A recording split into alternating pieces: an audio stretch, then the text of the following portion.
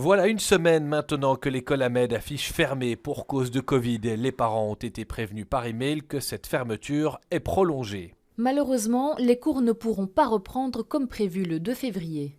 Le nombre de cas n'a fait qu'augmenter, plusieurs membres du personnel sont concernés, y compris la direction. Une ouverture mardi est donc impensable au vu du manque d'effectifs. 6 adultes, 40 enfants sur les 400 que compte l'école.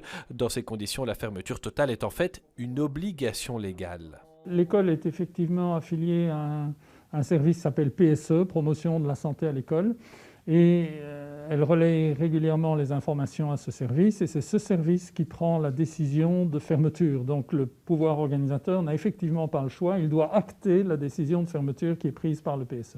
C'est le 21 janvier que l'école a prié élèves et personnel de se confiner. Si la reprise a bien lieu le 8 février, cela aura fait plus de 2 semaines complètes, sans garderie pour les enfants.